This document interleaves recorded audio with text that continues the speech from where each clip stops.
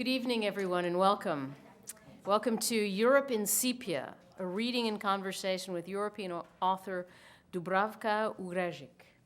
I'm Vivian Schmidt. I'm director of the Center for the Study of Europe and Jean Monnet Professor of European Integration here at Boston University. Tonight's event is the seventh in a series of conversations with European writers and artists. And we've titled this European Voices. The series is organized by our Center for the Study of Europe in collaboration with the literary journal Agni and funded by the European Commission delegation in Washington, D.C. We're naturally grateful to their support of this initiative. So let me tell you first about our speaker. And I'm actually reading her bio from the website because it is so nicely put. I hope that not from Wikipedia. No, your website. Okay. But you can correct this after if necessary. So over the past 3 decades, Dubravka Ugresic has established herself as one of Europe's most distinctive novelists and essayists. From her early postmodernist excursions to her elegiac reckonings in fiction and the essay with the disintegration of her Yugoslav homeland and the fall of the Berlin Wall, through to her more recent writings on popular and literary culture, Ugresic's work is marked by a rare combination of irony, polemic, and compassion. Following degrees in Comparative and Russian Literature, Ugresic worked for many years at the University of Zagreb's Institute for Theory of Literature, successfully pursuing parallel careers as both a writer and as a scholar. In 1991, when war broke out in the former Yugoslavia, Ugresic took a firm anti-war stance, critically dissecting retrograde Croatian and Serbian nationalism, the stupidity and criminality of war, and as a result became a target for nationalist journalists, politicians, and fellow writers in the process. Subjected to prolonged public ostracism and persistent media harassment, she left Croatia in 1993. In a voluntary exile that has in time become emigration, her books have been translated into over 20 languages. She has taught at a number of American and European universities, Harvard, UCLA, and the Free University of Berlin among them. She is the winner of several major literary prizes. Her recent work, Karaoke Culture, in 2011, was awarded the Jean Améry Essay Prize, and she was also a finalist for the National Book Critics Circle Award for Criticism. Her most recent writings appear in Salmagundi, The Baffler, these are the USA, Gazeta Wyborcza, Poland, and other prominent international periodicals. She lives in Amsterdam. Moderating tonight's event is Igor Lukes, Professor of International Relations and History here at Boston University and Honorary Consul General of the Czech Republic in Boston. Okay, before I turn the floor over to Igor, let me say a few words about the format of our event. Dubravka will read an essay from her forthcoming Europe in Sepia, after which we will have a conversation in which we hope many of you will participate. If you do have a question, please go to the microphone at your side of the room and wait for Igor to acknowledge you. The event is being recorded and videotaped for the web, so please introduce yourselves before asking your questions. We're going to aim to conclude in about 90 minutes, but I hope the conversation will continue informally at our reception and the book signing, to which you're all cordially invited. So, without further ado.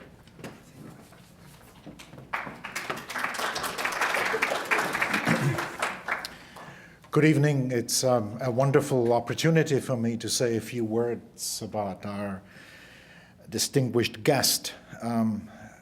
Someone told me once that the Greeks were able to invent what we think of as Western philosophy because they considered themselves as neither masters of the universe nor as irrelevant specks of dust. Instead, they assumed the position of observers. And I believe that something similar could be said about our guest tonight, Dubravka Ugresic. She is, as I understand her, an observer. She comes to America, where she comments on Susan Sontag. She puts Lenin and Attorney General Ashcroft shoulder to shoulder in one sentence. She notes the freedom of the vagina monologues and the persecution of smokers. She does the same thing in the Netherlands, where she notes that her students, I bet this scene has now become famous, support themselves by assembling items for an S&M shop that supplies a sex club at The Hague.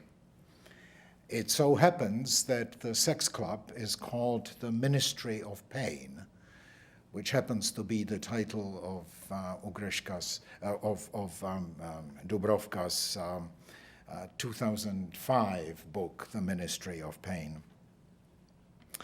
Although, of course, others, the more conventionally inclined, they would associate The Hague with international courts, such as the one dealing with crimes committed in the 1990s in the Balkans. One could argue, of course, justly, that that observing America is a well-established industry, well-established tradition, certainly from the days of de Tocqueville. And I'm sure the same applies to noticing the irony behind the Ministry of Pain coexisting at The Hague in the vicinity with all the international criminal courts. Dubravka deserves to be admired as an observer because she does much more than absorb the strange world around us. She courageously remains an observer rather than a participant, an unreflexing participant, even in her native Croatia. Many others in the early 1990s in Slovenia, in Croatia, in Serbia, in Bosnia-Herzegovina, and elsewhere instinctively dropped their Yugoslav identity and picked up the flags of their harsh nationalisms, murderous on occasion. Dubravka refused to join them. She found the strength not to join in the madness. She insisted on seeing the complexity of the situation. Unlike many policymakers in the West and in the United States, Kohl, Genscher in Germany come to mind, Mrs. Thatcher in Britain, President Clinton, Ambassador Holbrooke, they all sought to explain the Yugoslav wars as a simple contest between the good and the evil, wherein you had the evil Mr. Milosevic in one corner, painted as a sort of a communist or crypto-communist evil person, and the others were well-meaning Democrats. And as I understand it, certainly Ms. Ugresic was certainly willing to be scathing about Milosevic, but she could be equally scathing about Franjo Tuđman, the Croat president who tried to rehabilitate the wartime Croat state, the NDH, as a historical and moral antecedent for the new Croatia that he proposed to build on the ruins of the imploded Yugoslav state. Dubravka flatly refused the offer to join in this immoral enterprise, and this is why she was, as we heard from Vivian, driven out of the country as a subversive traitor, and curiously also, the label was applied of a witch. Her books, essays, thoughtful interviews are a mixture of fiction, satire, and some autobiography, and always biting and scrupulously truthful commentary on the world we live in. Under all circumstances, she's a true Aristotelian zoon politikon, and even if politics is mostly distasteful, she follows it and understands it better than many professionals. But her real passion, I believe, is for the arts. Her writing is based on a very broad intellectual repertoire, inimitable, I think, in this country, where in addition to the Westerners, she includes Gogol and Tolstoy And as we have already discussed, she includes such intellectual gems as Bohumil Hrabal's Too Loud a Solitude, or indeed Karel Čapek's completely forgotten fairy tales, including The Postman's Tale, which is just wonderful. Wherever she goes, Dubravka is introduced as a Croat writer, and this is true everywhere except in Croatia, where no one knows what label to put on her. I see in this a testament to her authenticity. Dubravka Ugresic.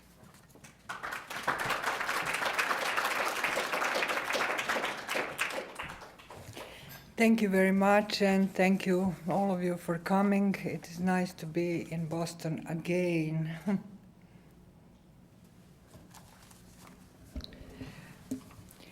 Europe in sepia. Of late, I've caught myself turning the faces and spaces of Central Europe into photographs. An automatic click on an internal camera, and I'm done. A second later, an iPhoto program whirs inside me. Import, effects, sepia, done. It's as if the surrounding reality is a screen stuck to my hand, an invisible remote with 3 options: past, present, future. But only one of them works: past, sepia. Maybe a recent sleepless night in Bratislava triggered the reflex. The hotel room had an unusual dummy window facing not outwards to the exterior, but inwards to the interior, to the reception. I kept the window closed and curtains drawn, both of which appeared to increase the density of the claustrophobia in the air. Having flagged efforts to try and fall asleep, it was probably around 2 in the morning when I opened the new edition of The Economist and stared long at the map of Europe divided into 3 color zones. An alarming red color marked countries in recession, yellow, the countries somehow muddling through, and green, the absence of recession. Slovakia, Estonia, and Slovenia were alone in the green zone. The next day, news reports announced that Slovenia had just slipped into yellow. In the hope it might send me to sleep, I gave a tourist brochure I picked up at the reception a browse. On a map of Slovakia, a settlement bearing my name, northwest of Bratislava, caught my eye. Rather than surprise or delight, look, the little spot and I have the same name. In a flash of recognition, I was overcome by the fact that ours was a kinship based on inconsequence and insignificance. That Slavic linguistic sisterhood, Dubrava, all those forests and woods, leaves and oaks, hills and valleys, water and wetlands. In Slovak, all so painfully similar to my native tongue.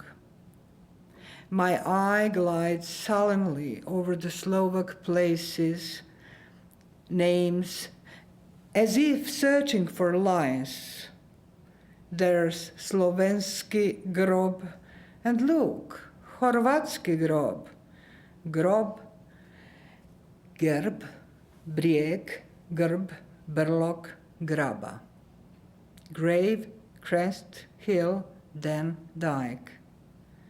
Shouldn't Zagreb actually be Zagreb, a burial place? not merely a settlement next to the humdrum hill or common dike.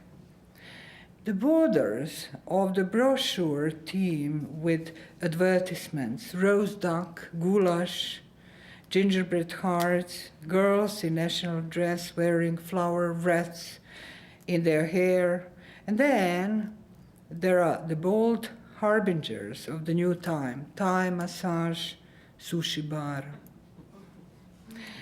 I wondered about my sullenness and what lay at its root.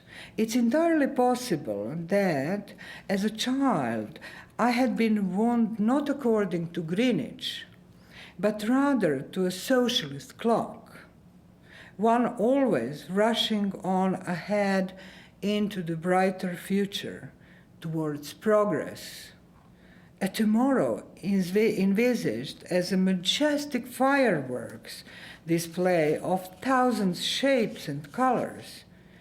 Maybe my child's imagination, tattooed with the heroism of a little dog named Laika and the promise of an impending trip to the moon, permanently adrenalized the horizons of my expectations. Or did technological innovations pervert my horizons, and now, appetite unchecked, I expect the surrounding reality to behave like a 3D film's, more impressive than its actual self. Isn't my sullenness the recognition that I'd set off for a place I'd categorically never set foot before, and lo and behold, arrived home? Maybe I carry a Central European blueprint with me everywhere, and on entering the Central European zone, I compare my internal sketch with the situation on the ground. My copy, with the hues of my surroundings, utterly incapable of finding pleasure in the beauty of small differences. Doesn't my sullenness lie in the uncanny confrontation with my own position on the map? I mean, we all scratch where itches most. Didn't I, preparing for the trip, toddle through the internet and the history of Slovak literature and catch myself reading with a distinct lack of enthusiasm the exact same way I would read the history of Croatian literature, and that consequently, among the forlorn names of Slovak writers, I can easily imagine my own. Wasn't a sleepless night in a Bratislava hotel room with a dummy window facing not the exterior but the interior simply a painful confrontation with my own insignificance? If that's how it was, what the hell is with my colonial arrogance, this eruption of an almost actionable political incorrectness, my arbitrary establishing coordinates of significance and insignificance? Why do crappy pictures of plates of goulash induce nausea and not a good cheer? I'm no vegetarian. I have no call for sullenness. Slovakia is not my country. I'm here for the first time, and as a guest. The hotel room with the dummy window isn't my apartment. My hosts are exceptionally gracious. Goulash is a tasty dish. Bratislava, a city on Danube, and the Danube, Dunav, Duna, Dunaj, Donau, Danube, Tuna, Dunarea, a river with its source in the Black Forest and its mouth at the Black Sea. Spanning the Danube and leading into Bratislava is what used to be known as the Bridge of Slovak National Uprising, a communist architectural hangover resembling a giant two-legged robot, its head shaped like a Pyrex dish in which a rotating restaurant sat atop. Roast duck on his plate and his head in the clouds, a communist Slovak might well have felt he held the whole world in the palm of his hand. For a time, towers with rotating restaurants were communist architectural chic.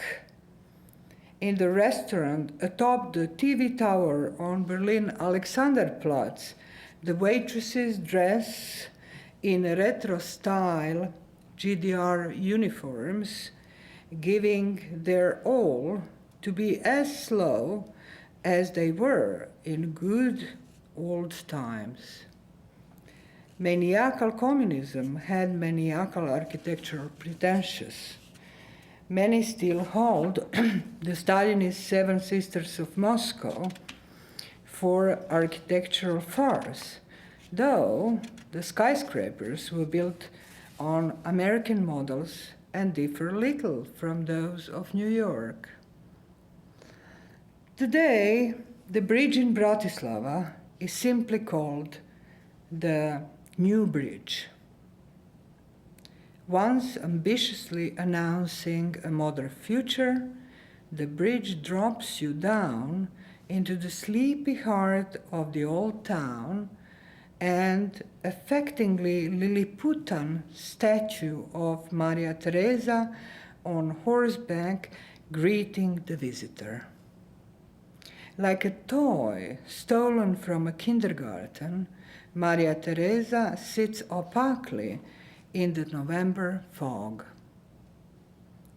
With the faded yellow and greens of its facades, Bratislava seems half deserted and unusually quiet, the fog like a silencer.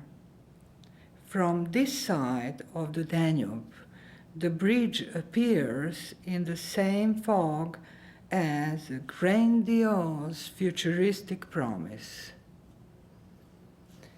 We, 10 intellectuals, are in town to talk of the escalation of the euro crisis, of fear and uncertainty, the fragile fabric of contemporary social and state structures, and of the humiliating absence of future projects and projections.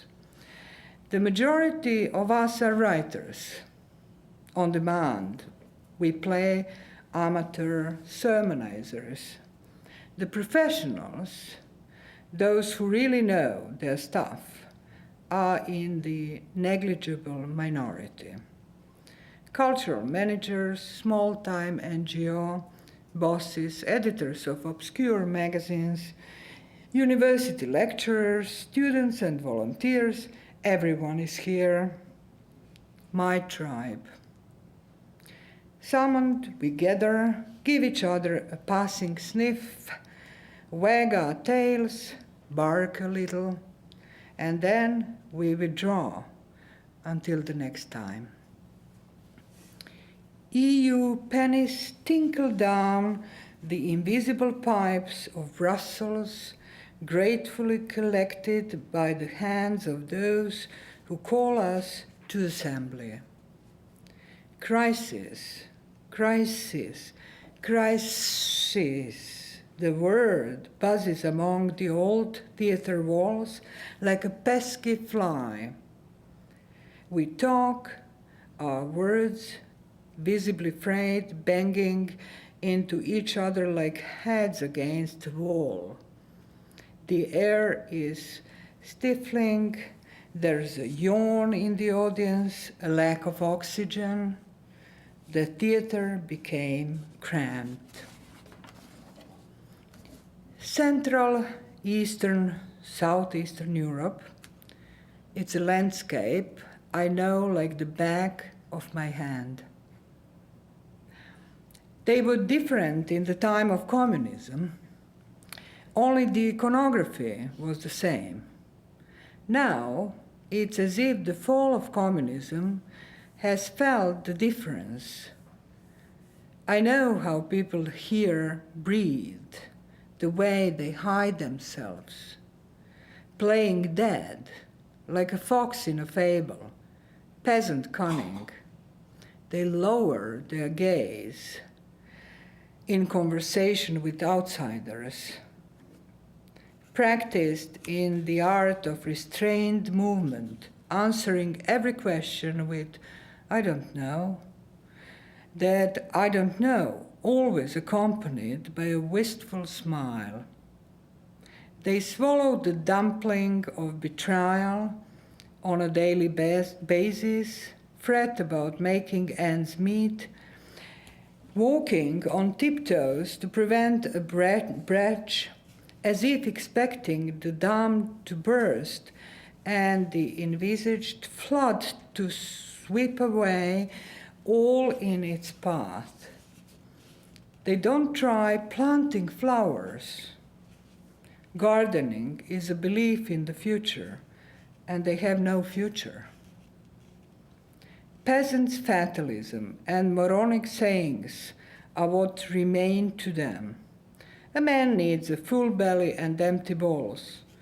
We have always got by. We always will somehow. They huddle together, withdraw into their own shells, shrinking to their true dinky stature, only to then peddle this dinkiness as their chief virtue. They are hawkers of cheap souvenirs, angel figurines everywhere, the Slovaks stealing them from the Poles, the Czechs from the Slovaks. Croats sell gingerbread hearts and little bags of lavender. Few display any imagination. Imagination doesn't sell. They want UNESCO to protect their non-material resources. The Croats have already hawked off Kulen and Soparnik. Yes, they live off souvenirs, like European Indians in a European reservation. Honey cookies, gingerbread, a bit of folklore, embroidery and lacework. Olive oil from hand-picked olives, traditional local recipes. At the markets of neighboring Vienna, these Indians, Serbs, Gypsies, Macedonians, sell fake Roman coins and fibulas. Their squaws, women with bleached hair and faces roasted like Chinese smoked duck. Sunbeds are still in fashion. Are rag pickers, traders in original fakes, clothing, caps, and scarves. Everyone sells his or her bric-a-brac. Yes, the future is definitely elsewhere. In the time of communism, watches sped ahead. Now they go backwards. To bridge the time difference, today parents herd their kids towards Singapore, Australia, Hong Kong, and Asia. No, not to Western Europe. That's all over. Sure, after the fall of the wall, everyone perked up a bit, breathed a sigh of relief, made themselves comfy in their new statelets. But you have to pay to play, so some stole, others slaughtered, and the others just enjoyed a little bum rushing. In time their heels cooled, and they bowed their heads as if occupied by an invisible force. Now here they are, back where they always were. And what do you want? Says my interlocutor, a Croat. Everyone has always walked all over us, and yes, we bowed our heads, shut our mouths, and divided into tribes. We Slavs are a sad people. We never had, and nor will we ever have, a Joyce or Beckett. Do you know why? Because Vladimir and Estragon, that's us. We have been waiting around for centuries for someone to come, to fall from the sky. Waiting's all we have ever done. We are artists when it comes to waiting. Maybe that's why, unlike others, we have never conquered or subjugated anyone. They've conquered us. Our rebellion is small beer. All we do is get drunk, smash our heads against the wall, and maybe slit our veins with broken glass from the floor. What did we inherit from the ancient Slavs? The art of breathing underwater, breathing through a reed, an authentic Slavic innovation. We have never been ambitious. Vienna, you say? We don't care about Vienna, and neither do Slovaks. Bratislava wants to be Linz, Zagreb to be Graz or Trieste. That's the reach of our ambition. Yes, we are endangered, like Indians, hence our efforts to protect what remains. Language, a little mythology, a few of ancient handicrafts. Our differences are small beer too. Some of us pray to God of rain, others to the god of sun. Some do their ganga, others blow their penny whistles. We regularly summon our ghosts, excavating our ancestors' bones. We count for nothing. We don't produce anything, nor do we have the money to buy anything. We are neither producers nor consumers. No one needs us, not even our own kids. A racing pulse, tachycardia, fatigue, nausea, anxiety, crisis. The rules of etiquette didn't prevent me fleeing Bratislava before time was called. Once home, in Croatia, in Zagreb? No, in the Netherlands, in Amsterdam, I quickly forgot my 2-day Slovak episode. I deleted everything. Only one picture managed to sneak into my internal album. The tiny sculpture of Maria Teresa on horseback, twinkling opacally in the November fog, sepia. Brought on by a fresh incident here at home, a new anxiety attack soon runs me down. Gert Wilders' party, the PVV, or Partij voor de Vrijheid, launches a website cordially inviting Dutch citizens to have their say on burning questions. Do you have problems with recent arrivals from Central Europe or Eastern Europe? Have you lost your job because of a Pole, Bulgarian, Romanian, or some other East European? The website is visited by tens of thousands of people giving vent to their resentment at the legal presence of Central, East, and Southern European immigrants. Poles, especially the Poles, because it's the Poles who are taking their jobs. Poles steal, get drunk, they're loud and liable to criminal behavior. Poles are human trash. There's no reason for alarm. I'm not a Pole. For now, I still pass as a Croat with a Dutch passport. The ex-Yugoslav and Bulgarian in me, I'll easily hush up. I'll freeze like a fox in a fable until this storm too passes. I diligently pay my taxes to this water-soaked country. The dump doesn't bother me. We Slavs are used to forests and trees, leaves and oaks, water and wetlands.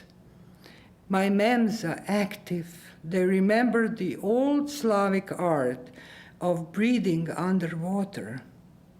Maybe my anxiety attack is just a storm in a teacup. It seems that way, for now, until some new storm rolls in. Thank you.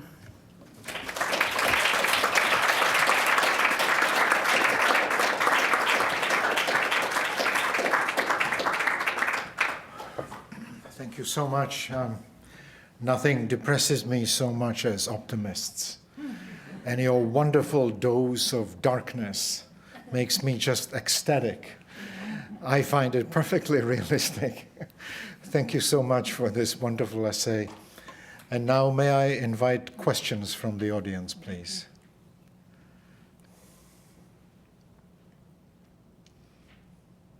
Yes, please.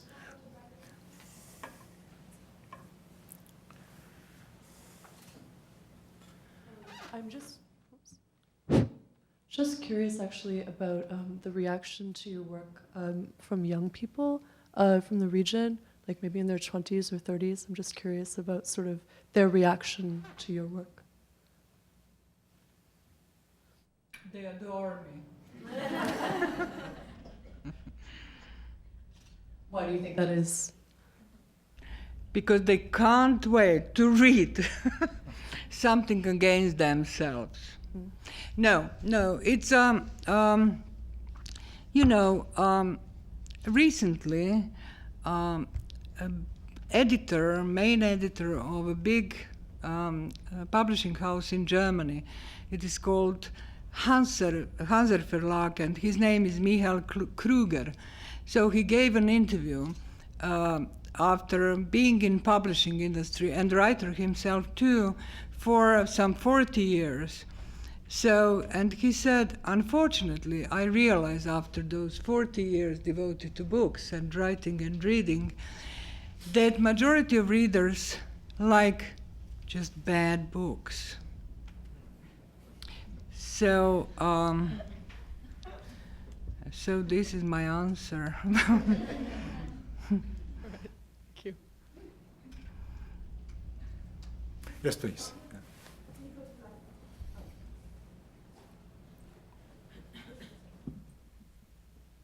Thank you very much for reading your essay. I have two related questions. One is about translation, and if you would share with us whether you did the translation or someone else did the translation. But the related question is, how do you imagine your audience? Clearly, you talk about a very small community here, but my sense is that you have a broader sense of your audience, and I just wondered, as you write, how you think about audience. You know what? Unfortunately, I don't imagine the audience. If I would imagine my audience, if I would clearly know for whom I'm writing, I would be probably much richer than I am. So let's say that I do really write for this imagined ideal reader or listener, and my writing is that constant sort of, dialogue with that invisible ideal reader or listener. So, and you have a translator? oh yes, I do. I wouldn't survive without my translators, because my position is pretty, I would say, unpopular and pretty rare too. I mean, not many writers. I mean, usually, first of all, I left Croatia. I still write in Croatian. Croatian is a small language. There are not many translators from Croatian. One of them, Ellen Elias Bursac, who translated my books, is sitting here. But those people are really rare. And then also, I moved to Netherlands. I moved when I was too old for exile. I mean, for complexity of that position, and too old to switch in a different language, especially writing language. So so that position is tough by itself, and that's why unless devoted few people, translators, I wouldn't manage. It's a basically invalid position, you know. And people, writers, either they stay in their countries, you know, and write for their local audiences, and if country is big, as America is big, then you are okay. But if a country is so small, then that you are not, you have to wait to be translated. And especially if you are in this out of nation zone, because neither Dutch take me as their writer, neither Croats take me as their writer anymore, or they do, but I'm in a special corner as a problem or whatever.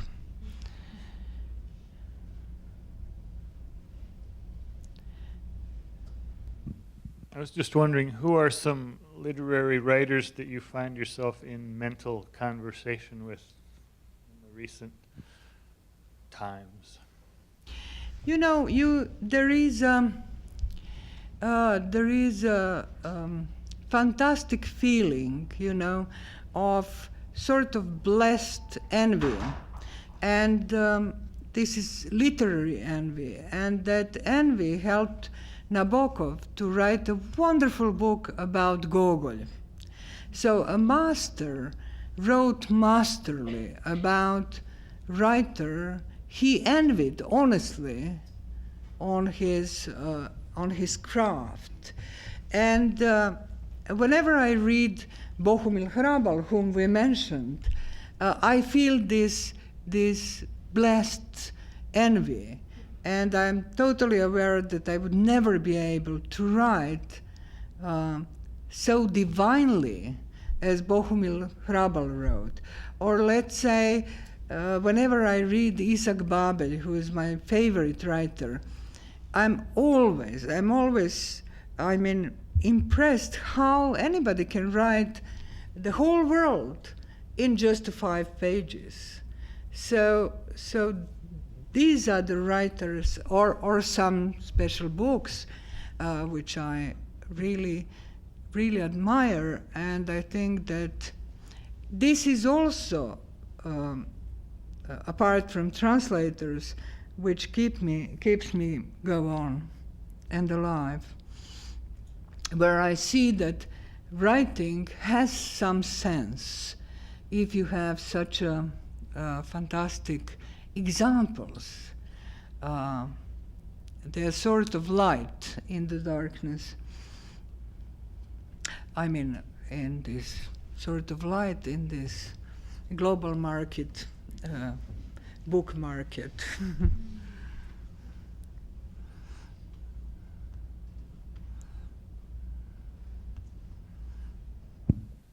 Sorry, thank you so much. I have one question, because since your position, like, as a as a member of the intelligentsia, as an author who, like you, who's traveled a lot and have experienced a lot in Europe, my question is like, just recently,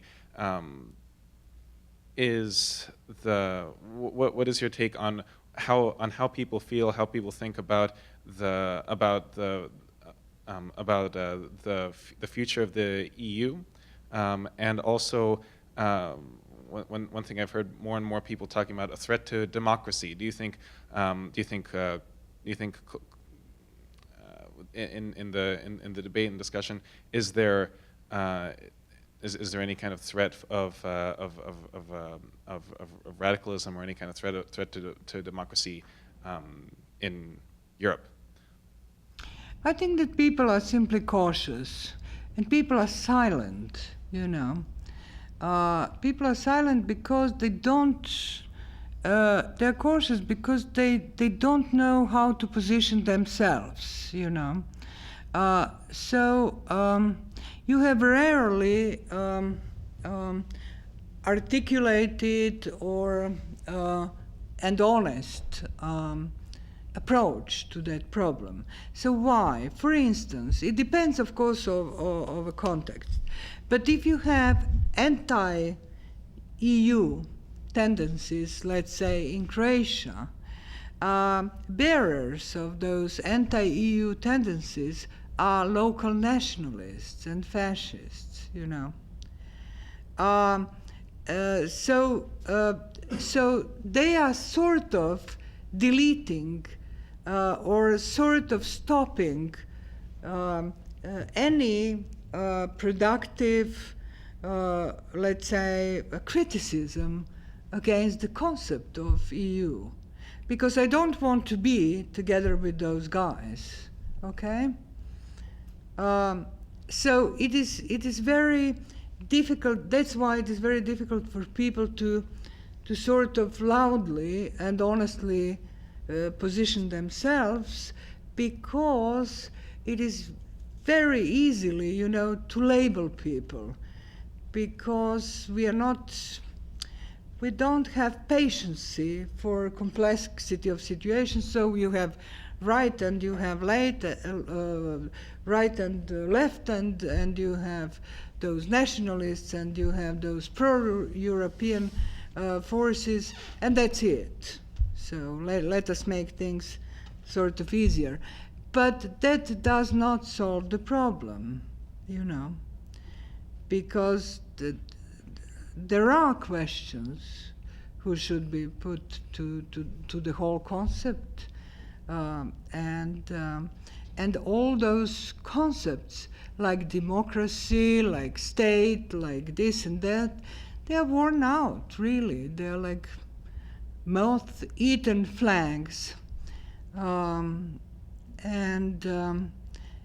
because sort of systems, big systems, compromise themselves, you know, and there is no projection or anything like on the horizon, like a third system. People are simply insecure, cautious. They go with the stream, and they're afraid to go against. But Europe itself is a problematic place with really many problems.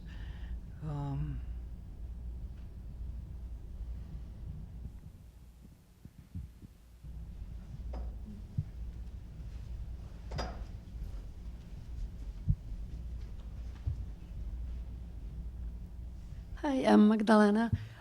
You've been rightly called that you are an observer. What is it about human nature that interests you, or fascinates you, or puzzles you the most? Is it social behavior, psychology, interaction, or there are deep secrets, or anything that really fascinates you about people? You know, I wouldn't say that I'm an observer, you know. I would say something else, because first of all, I write fiction, novels, short stories, and I write essays. And essay is a form which is dear to me. And I realized that I spontaneously, I started to write essay, and I found that form suits me, that it is extremely comfortable, and that it is mine, you know. And it was complete sort of freedom in that form. That's how I felt. And then I found wonderful, I don't know exactly what he said, so I can't really quote it. But there is a wonderful Theodore Adorno's essay on essays. And as much as I remember correctly, he said something that the very heart of the essay, what it keeps it alive, why that form is so important, it's that it is heresies is the heart of essay. And heresies is not just observation, and that's why I'm not observer, I would say. So, and that's why I like essay, because within every little paragraph or within in the very heart lies heresies. That is what makes me and writing essays, what makes it so exciting for me, and I think it's the right form for me, that questioning, you know, questioning of anything. I mean, it could be banal, trivial thing of why do we drink those little infantile bottles of water, and so on and so forth.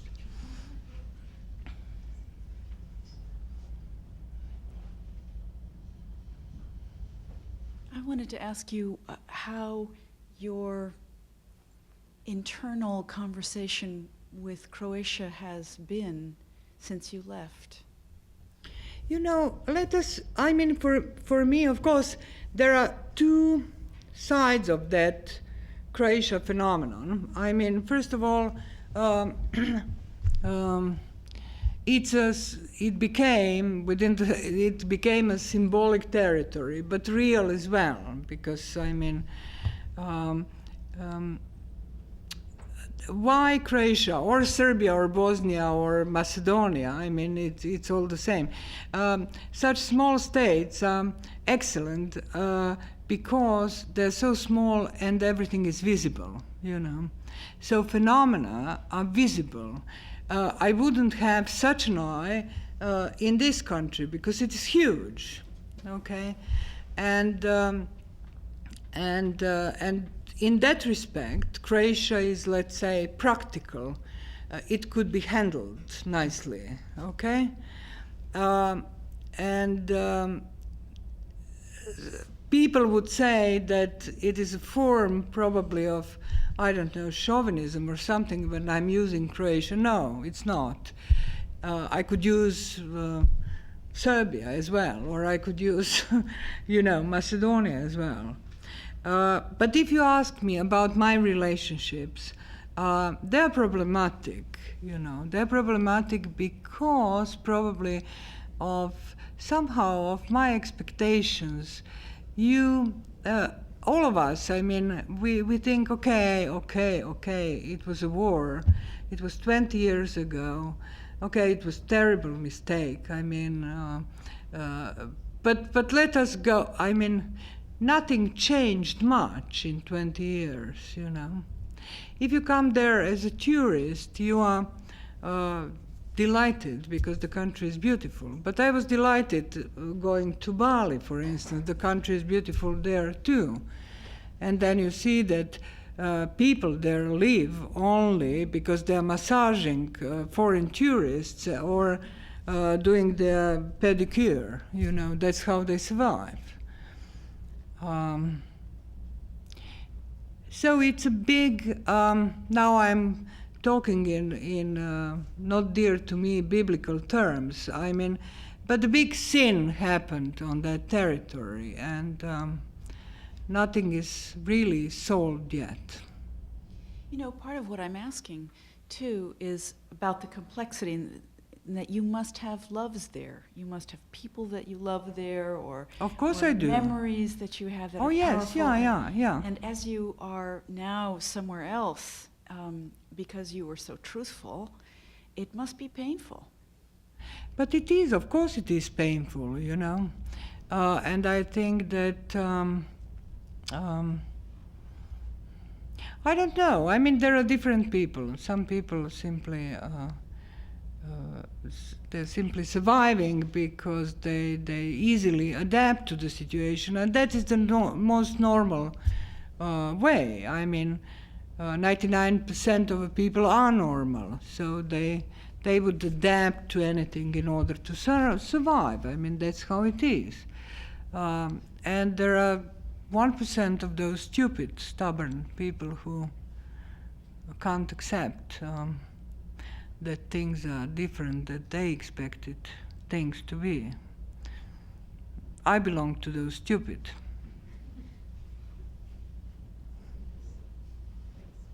May I just add to this question about one's relationship to one's native country?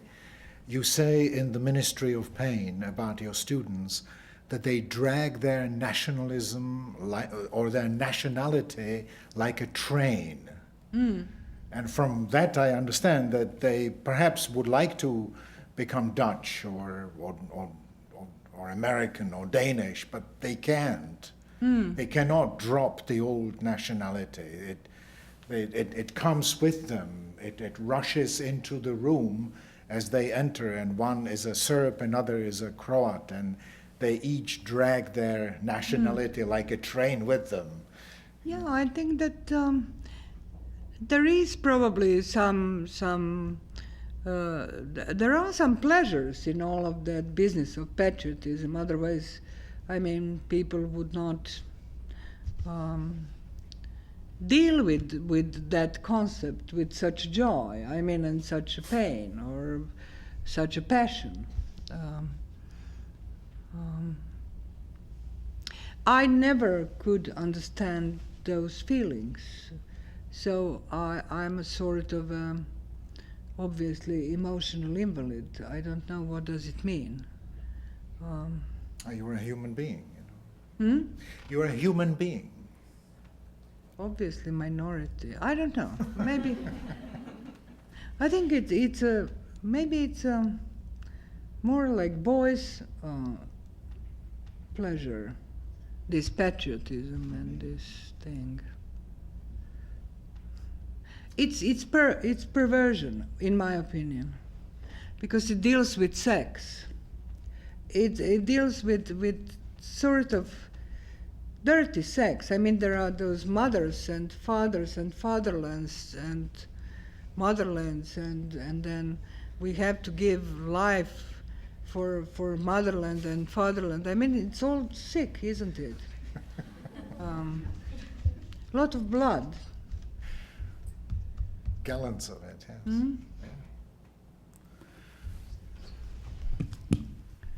Dobar večer. Good evening. Thank you very much for being here. My name is Mirza Ramic. I was born in Mostar, Bosnia and Herzegovina. I'm a graduate student at the Fletcher School at Tufts University, and I've been living here for the last 20 years in Boston. I've been reading your work for many, many years, and your books are very close to my heart. And I also feel like that 1%. So the country that turned your back on you, Croatia, now seems to be following your footsteps by joining the EU this summer. And I was just wondering if you had any thoughts whether anything is changing in Croatia, the mentality of the people, now that they're in the EU. I mean, it just happened. But also whether you see at any point them confronting the past and whether that will happen now that they're in the EU. There are few moments which somehow, I mean, it is true that things are, I mean, for instance, what is positive is, I will give you just few examples because there are many of them. What is positive is that, for instance, former Prime Minister of Croatia, Ivo Sanader, is imprisoned for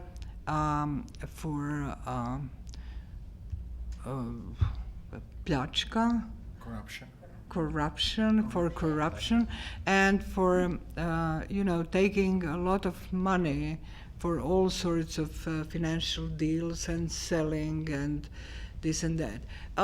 Recently, just a couple of days ago, another guy who became rich over those 20 years and over the night is also imprisoned.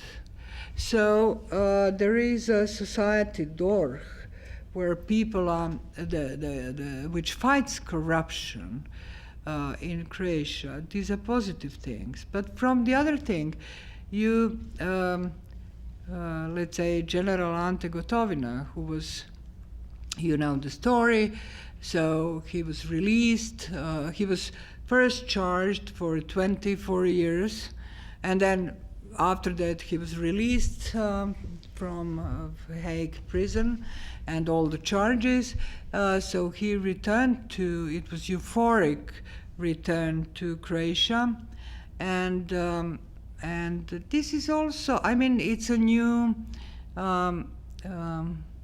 he's a really symbolic figure for Croatian war veterans. And there are, in Croatia you have 4,200,000 people, okay? Out of these 4 million people, 1,200,000 are retired people, pensioners.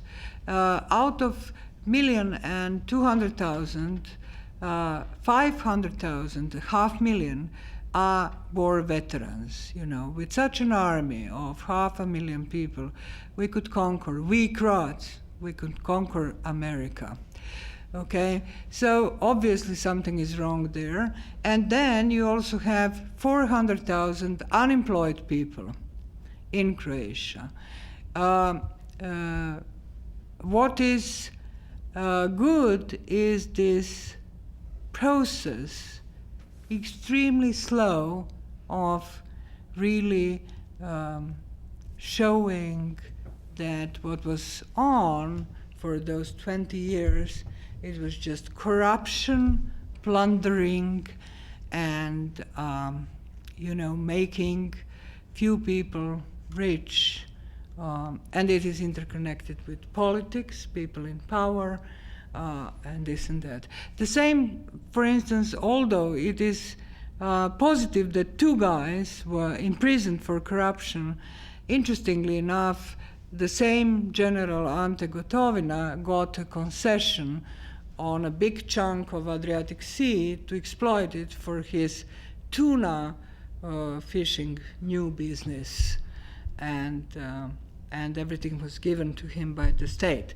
So, and so on and so on. It is like, you have few positive things, and then you have, again, some return into tremendously, unbelievably.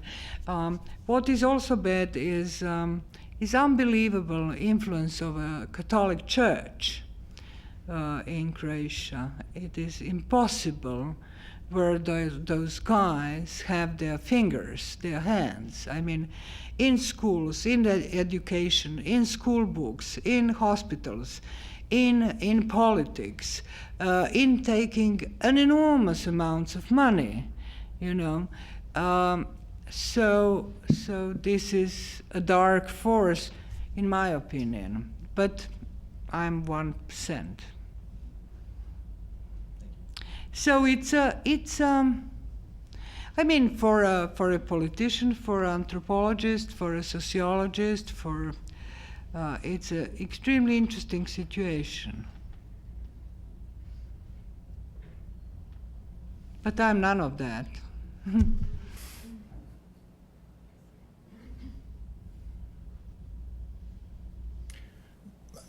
May I then also raise one question?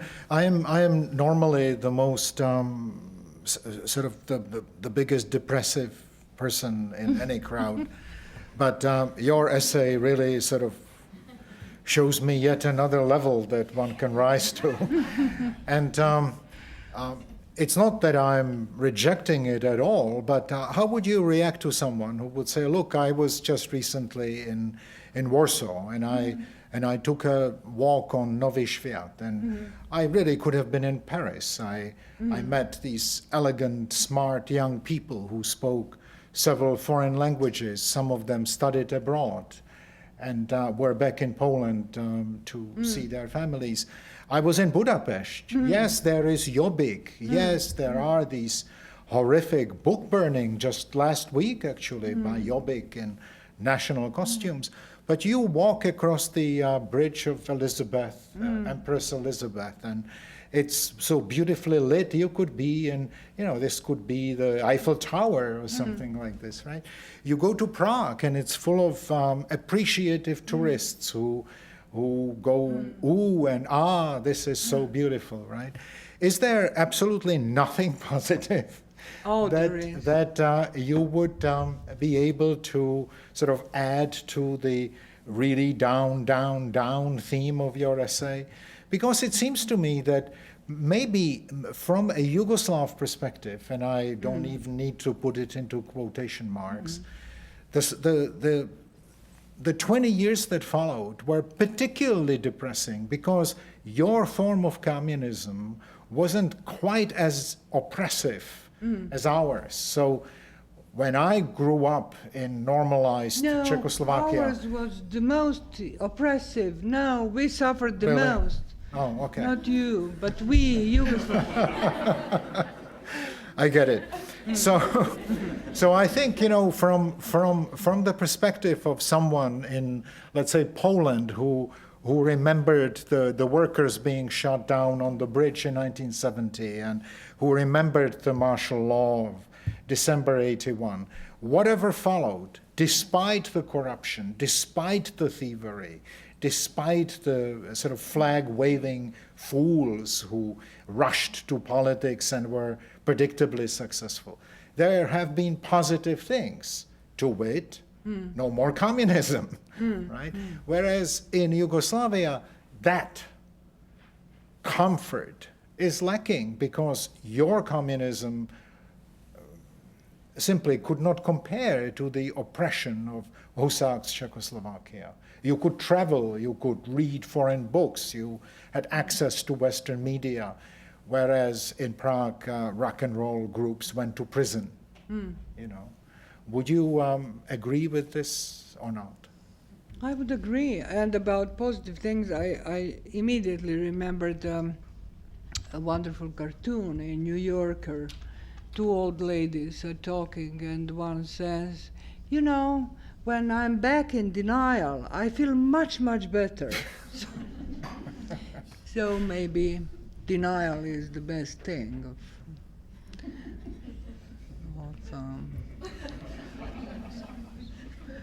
approach to life. No. I mean,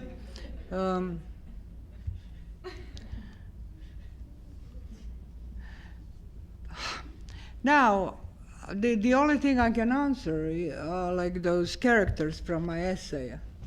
That's life, so what should we do?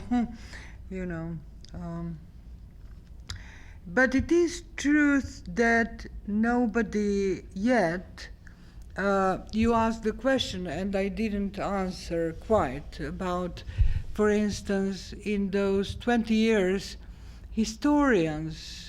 young historians didn't do their job, Then all those histories or, let's say, school books in schools, they differ.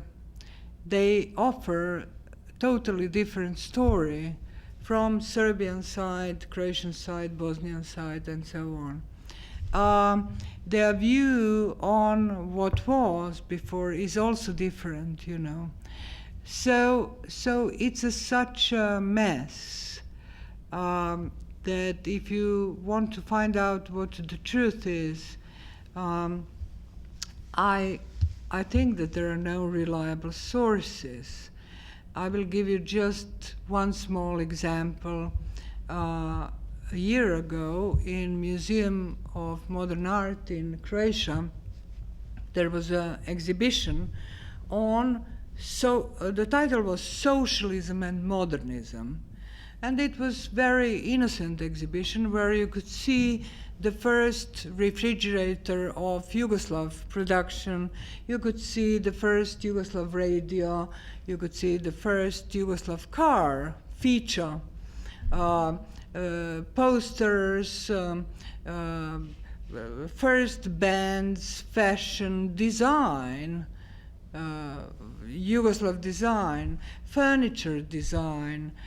So it was really pleasant exhibition, and the problematic was a text, explanation of all of that, because the authors of that exhibition, they didn't dare to mention that was Yugoslavia.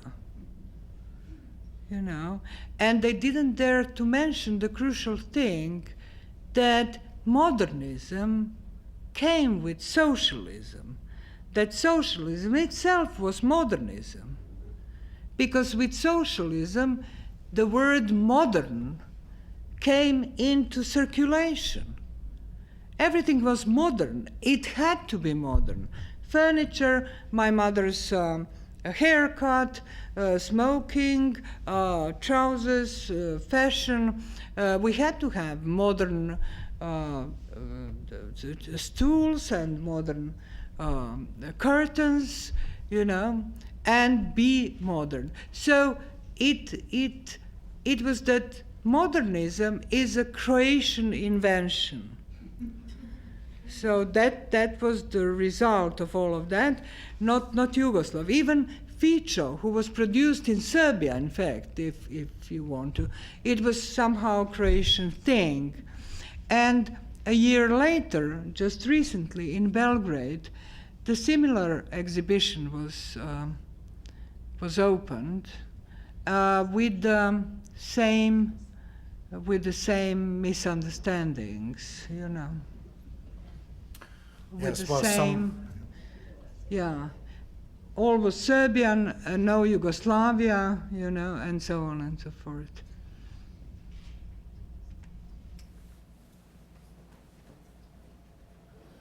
Thank you for your reading.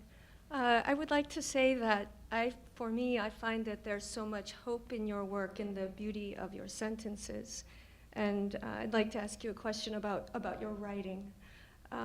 Your sentences are so ambitious and far-reaching and heartbreaking and funny and so smart and sharp.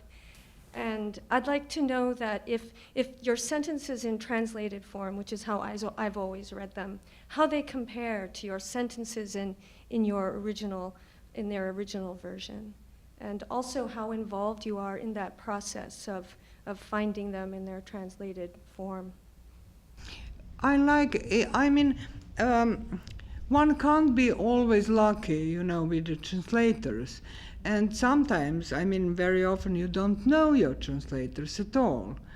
But what concerns English language, and especially because I can check, I've been lucky because my translator is my friend, and for instance, and the other translator is also a friend. So we can, and the translator who died, his name was Michael Henry Heim, he translated 2 of my books.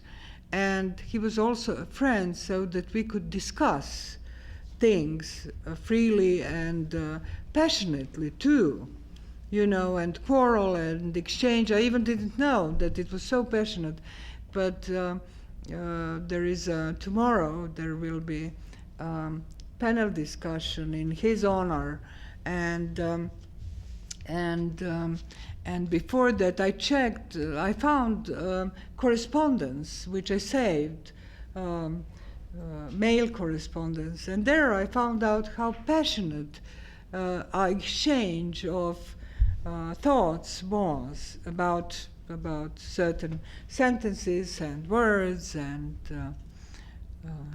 so that's the beauty, I think, because I like to I like to, to do that somehow together. As much as translators want me, I'm ready to collaborate. All right, well then, thank you so much for this presentation.